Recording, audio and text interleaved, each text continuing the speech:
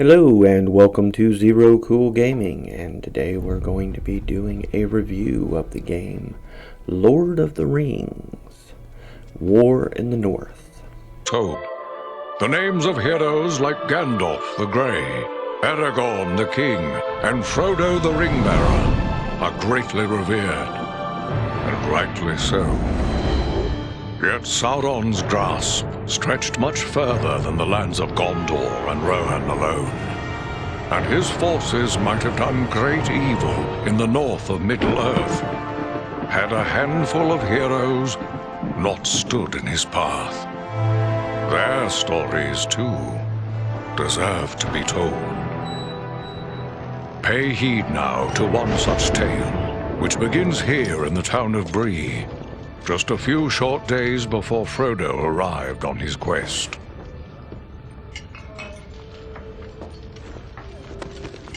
Aragorn. Eredon, well met. And in company with Andriel of Rivendell and Farin of Erebor. An unlikely trio to find walking through the doors of the Prancing Pony. Now, to give some back history to these types of games, I own like 6, maybe 7 different Lord of the Ring games, so I've played quite a few of them. And this is actually one of the better ones. It is a parody, I guess. Well, not a parody. I guess you could say it has a lot of the same beats as the movies, while not actually being part of the movies. In other words, it uses a lot of the same types of assets and storylines within the game, while at the same time being separate from the story of the movies themselves or even the books. So it's an interesting side story to the Lord of the Rings series, and I guess you could say that it provides greater lore, but there's not much lore to be gained here. In truth, it's just a side story. And like I said, it does have a lot of the same beat points that the movies have. So what is this game about?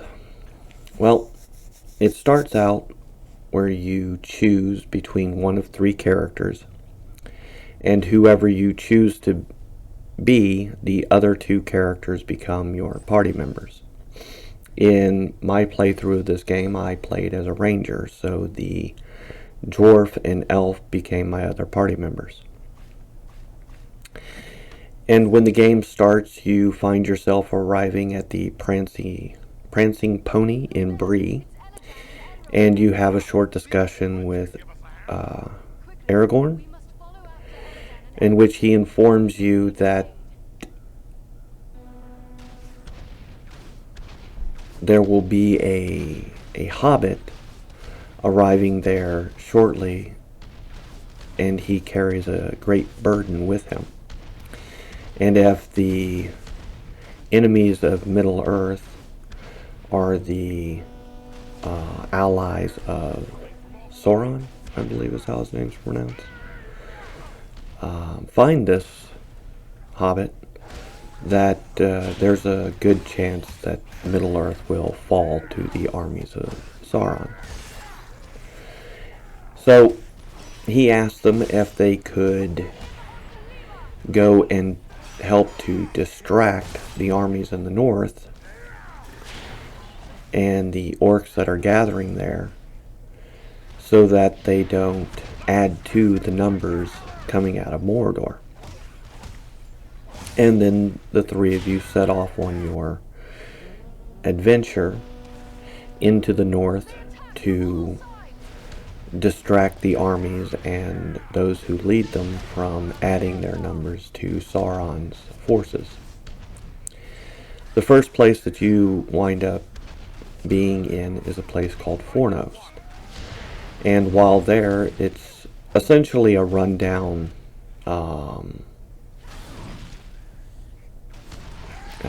castle? No, fortress is a better word. It's essentially a rundown fortress where many orcs as well as trolls are gathering to create an alliance with one of the generals of Sauron's army. This general works under the guidance of the Witch King of Angmar, and he happens to be a black Numerian by the name of Agnador. Anyway, he's a general. And the Witch King has asked him to try to build the armies of the North to come under his banner. And that's what this whole game is about, is you following this black Numerian around to try to disband the different armies and forces that he tries to bring under his banner in the name of Sauron, or the Witch King of Angmar. In Fornos, you find that there's a great eagle that's been imprisoned by the orcs, and you have to battle off the orcs and trolls in order to free him. While there, he reveals that his name is Belaram, and he's an eagle from the Misty Mountains in the service of Gwynhir, whatever. I'm horrible with these names. And they tell him that the black Numerian general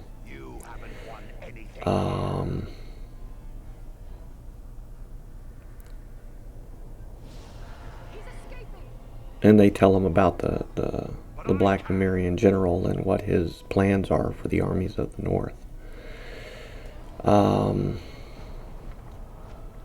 While continuing their quest through this fallen, I am so horrible with names. While continuing their quest through this dilapidated fortress, they meet up with a couple of other elves who are also after Agnador. Like I said, I'm horrible with these names. And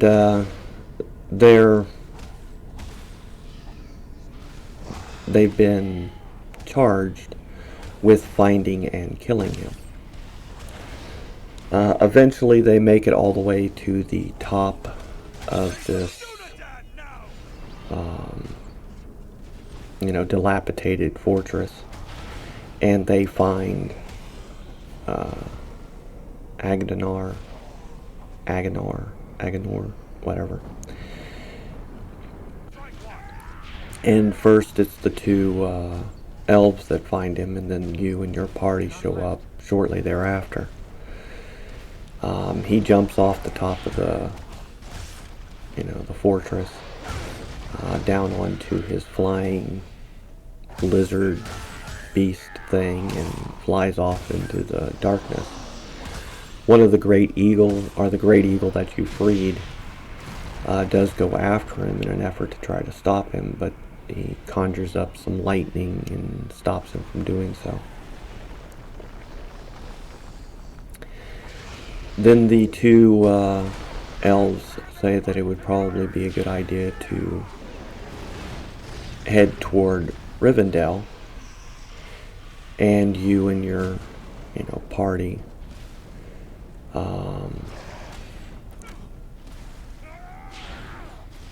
go and have a discussion about actually doing that.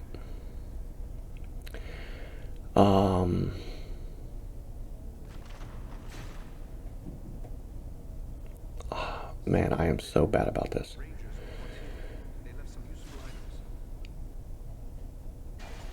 Hallenbrad, which is the captain of the other two elves, tells them that Aragorn has already left Bree in the company of 4 hobbits and they too are headed toward Rivendell.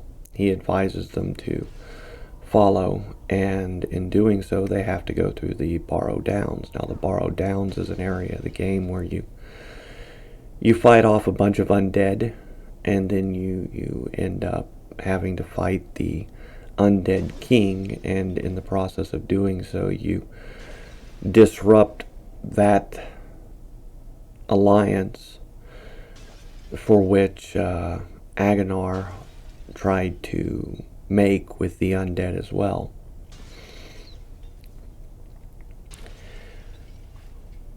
When you get to Rivendell, you're meted by Gandalf and I am so hard.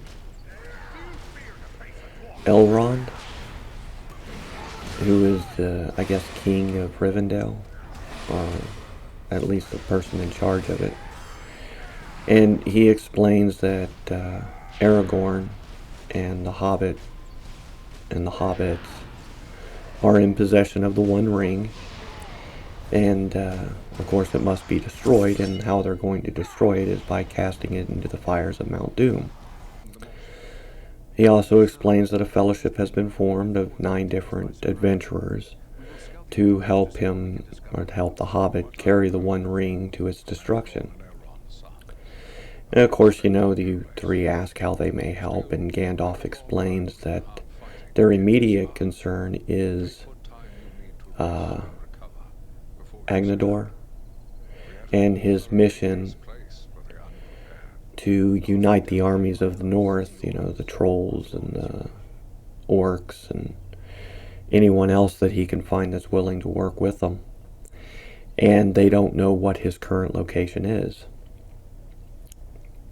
Elrond speculates that they may be planning an attack on Rivendell, and as such, it is likely that he's gone to the Edamours to strengthen his army with the trolls.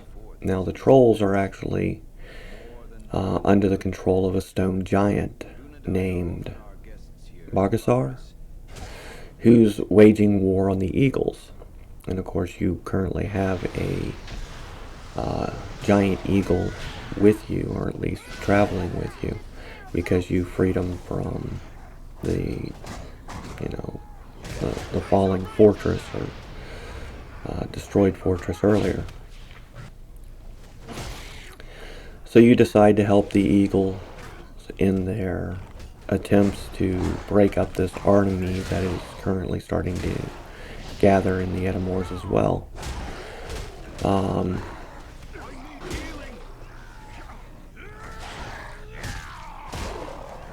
They are then joined by Guinevere and 2 other eagles, which are Branithor and Arminel. Guinevere speculates that Bargasor, which is the name of the stone giant, was operating under the command of Agnor. Anyway. And suggests that the trio return to Rivendell with Belaram, and with Belaram, Branithor, and Armorel, the 3 eagles.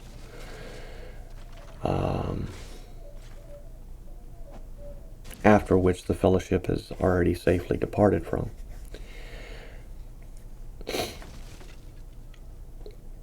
And he also explains to him that he's also found evidence that Mount Gundabad orcs are operating in the Edamours, and they are. The eagles drop the 3 of you off near Gundabad as they climb high into the skies to see a massive army of orcs gathering in the valley. Gundabad is another fallen fortress, and they find the bodies of many dwarves lying on the ground, as well as several dwarfs that are dying currently. And one of the dying dwarfs tell them that a group of dwarves came to Gundabad to activate a secret weapon there. With the goal being to destroy the orc army that is gathered there. He then tells them that a dwarf named Nordi has the key, which will allow them to operate this weapon, and is still alive within the chambers of the fortress somewhere. Eventually you do locate Nordi, who is with another dwarf named Bruni, and they are attempting to activate this weapon, and you help them to do so. Once the weapon is activated, a giant horn sounds, and the reverberations from that horn causes the fortress to collapse, and in the process of the fortress collapsing, of course, it's destroying the orcs and trolls that have gathered there to form another army. And unfortunately, it's also going to kill you. And just before that happens, the eagles that you've made friends with along the way fly into the chamber that you're at and rescue you as well as the two dwarfs that are with you from your demise as the fortress continues to collapse. And they fly you near a place called Nordenbad, which is a secret mountain stronghold on the edge of Rovanian. And Nordi introduces the trio to his father, Goran, Lord of Nordenbad, who tells them he fears that Agenor may be attempting to ally himself with a dragon who lives nearby.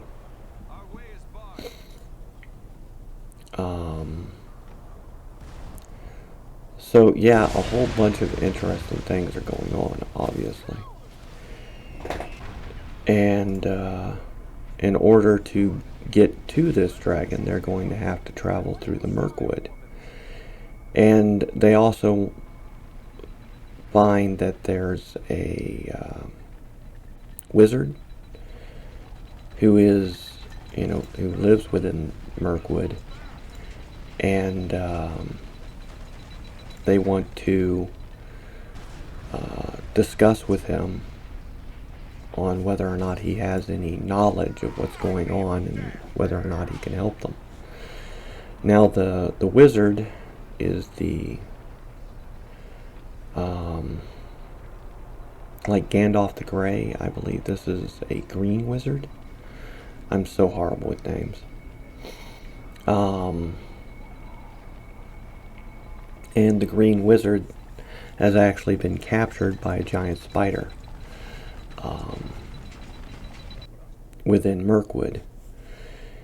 And eventually they fight off the giant spider and all of its, young. And they free the green wizard from the clutches of this beast so that it doesn't eat him. And he tells them that their prey, or who they're hunting for, Agenor, is taken over the I guess stewardship of Carndum, which is a fortress in Agmar.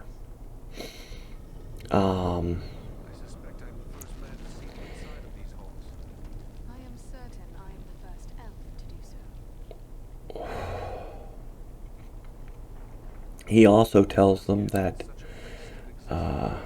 Agnodor, or anyway, is trying to get a ancient dragon to join to his side and help him and his armies um, ally themselves with Sauron. Now, the dragon, which is called Urgost, has been promised the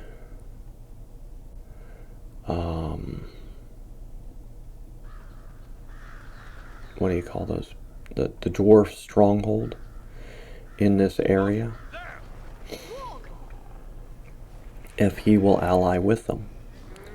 Now, the dragon has refused to ally himself with Agnor until he has secured the dwarf stronghold of Nordenbad. But the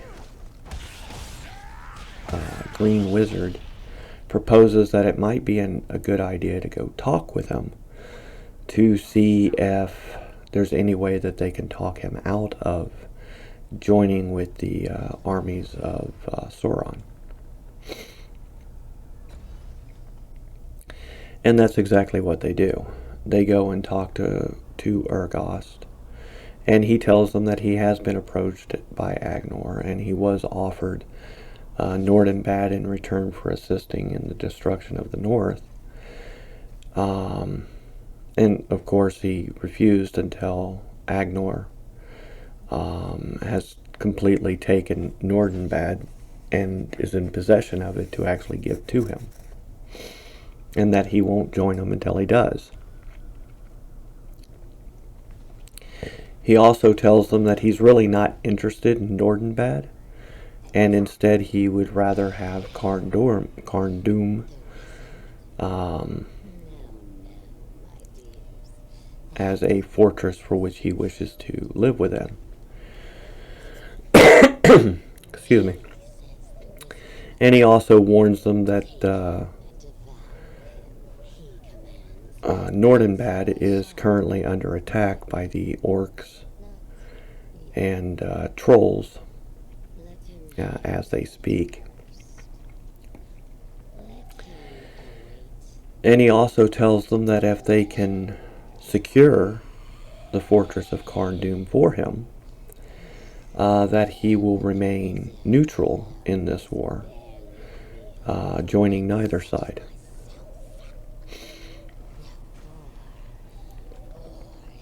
So they head back to find that Bruni has been killed, and Nordi is coordinating the defenses of Nordenbad. And you, of course, are going to help them do that. So the Eagles attack the siege towers while you and your party defend the courtyard. Once Nordenbad is successfully defended, you find out that Branithor and Animil are killed in the process. And Belaram is seriously wounded. The dwarves take Belaram inside to tend to his injuries, and you and your party head off to Carndum to secure it for Orgost, and hopefully to kill Agnador in the process. And you fight your way toward the summit of Carndum, and you're, attacked by his flying lizard beast. And Belaram appears, the giant eagle, to help fell the beast. And he's injured in the process, but he tells you, he'll be there for you if you need him in the fight against Agnador. Eventually you do get to the top of Carndum, and you do fight Agnador. And if you don't call down Belaram to attack during this fight, he'll survive to, go with you on your trip back at the end of the game. If you do call him in for aid, Agnador will kill him. So, it's kind of up to you.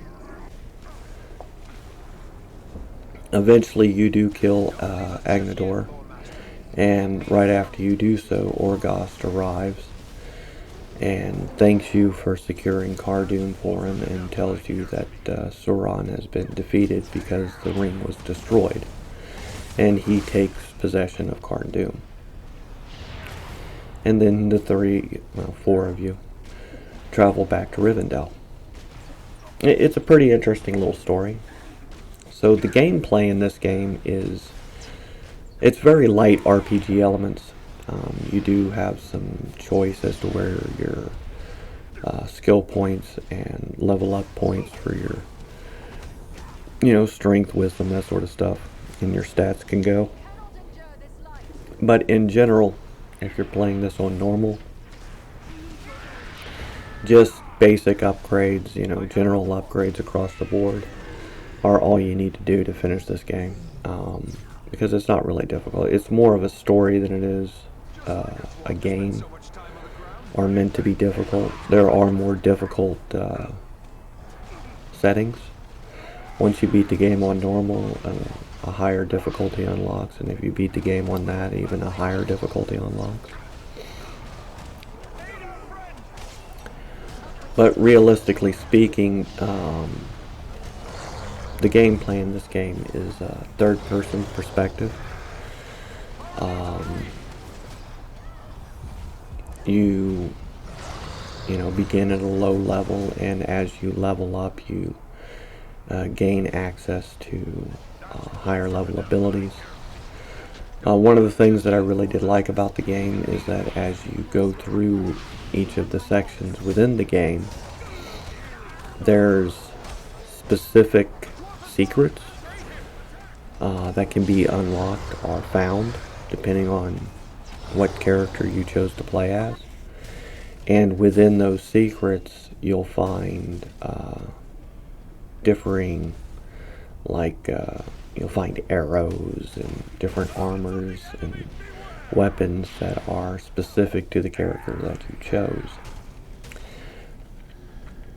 Another thing that I liked about it is that the game provides you essentially with everything that you need to get through the next section. And how it does that is that it'll provide you with, in the beginning of the game, let's say you get like 2 or 3, or actually it's two different types of armor and a new weapon. And you'll have just enough money, assuming that you opened up all the boxes and everything else, to purchase one other piece of armor. And the game continues this throughout it. That as you travel through each section of the game, you'll collect,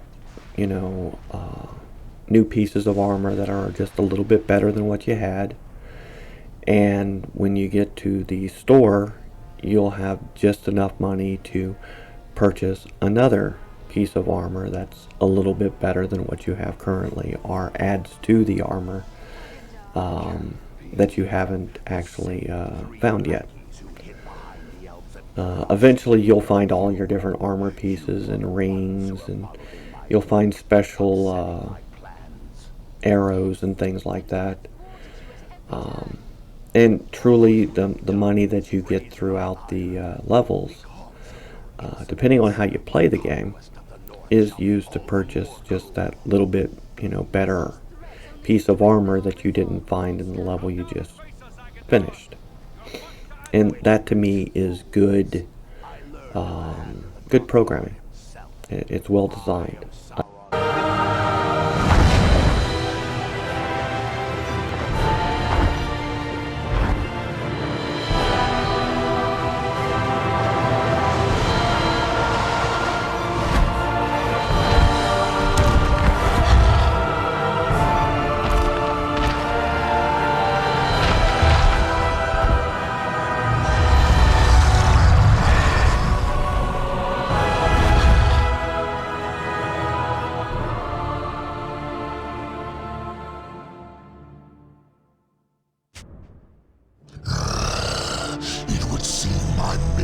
right choice.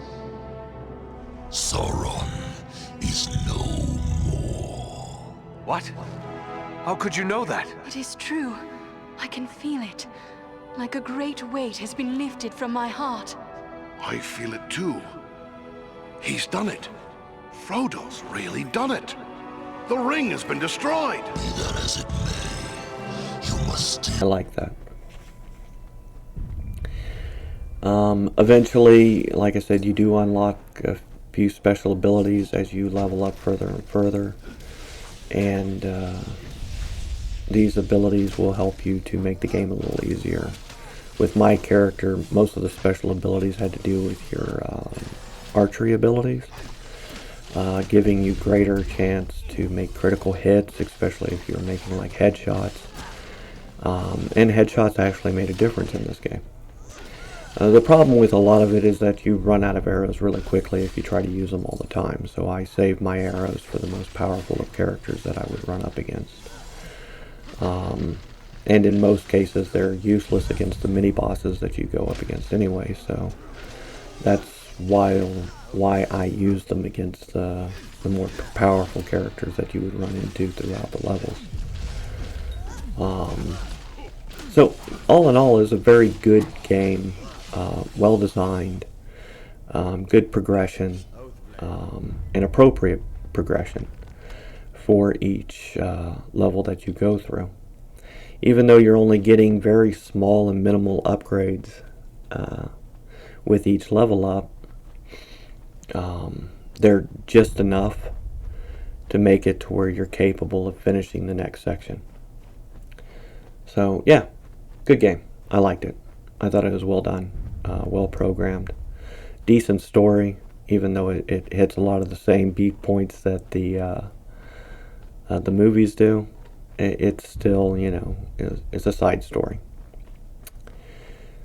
So yeah, if that sounds like something you would enjoy playing and the type of story that you would like to get into with a little bit, you know, add a little extra lore to the Lord of the Rings, then by all means I suggest playing Lord of the Rings War in the North. And that's where I'll leave my review for this. If you could hit the like, subscribe, rumble, follow buttons, all that does help, and I'll talk to you later.